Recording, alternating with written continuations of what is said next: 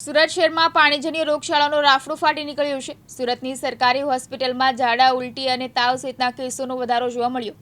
પ્રદૂષિત પાણીથી થતા રોગમાં વધારો થયો।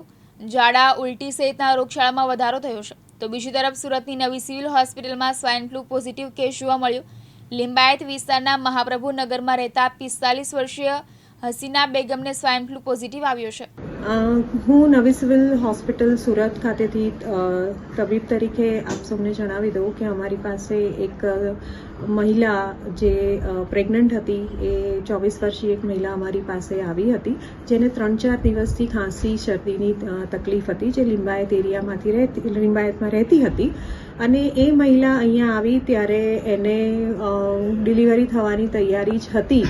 એની પરિસ્થિતિને જોયા બાદ જરૂરી ડિલિવરી કર્યા પછી મધરને ત્યાં શિફ્ટ કરવામાં આવેલી હતી અને એ પછી એને શ્વાસની તકલીફ શરૂ થતાં એને જરૂરી આઈસીયુમાં શિફ્ટ કર્યા પછી આગળ વધારે તપાસ કરાવતા અમને એનામાં સ્વાઇન ફ્લૂના લક્ષણો જણાયા હતા। આપ સૌને જણાવી દઉં કે સ્વાઇન ફ્લૂના લક્ષણોમાં મોટાભાગે ખાંસી, શરદી, ગળામાં દુખાવો સાથે તાવ આવવાની શક્યતાઓ રહેલી હોય છે। જો યોગ્ય સમયે સારવાર કરી દેવામાં આવે તો એમાં રાહત થઈ જતી હોય છે, પરંતુ જો સારવાર કરવામાં ના આવે તો છેલ્લે પેશન્ટને શ્વાસ લેવામાં તકલીફ પડતી હોય છે। આવી પરિસ્થિતિમાં જે તે દર્દીને દાખલ કરી અને વધુ આગળ સારવાર કરવાની આવે છે।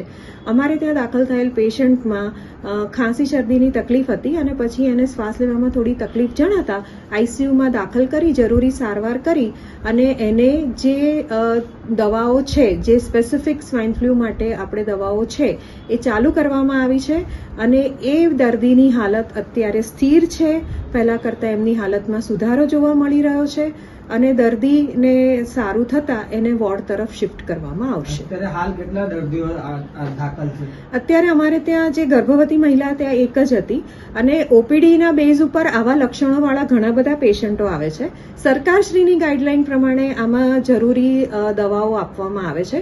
જો કેટેગરી સીમાં હોય પેશન્ટ, એનો મતલબ કે બહુ જ ગંભીર હોય તો આવા પેશન્ટોને દાખલ કરી અને આઈસીયુની જરૂર હોય તો આઈસીયુની અથવા વોર્ડ સાઇડ એને ટ્રીટમેન્ટ આપવામાં આવે છે, જરૂરી તપાસ કરાવવામાં આવે છે।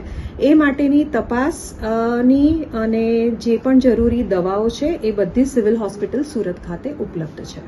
યાસીન દારા, દિવ્યાંગ ન્યૂઝ, સુરત।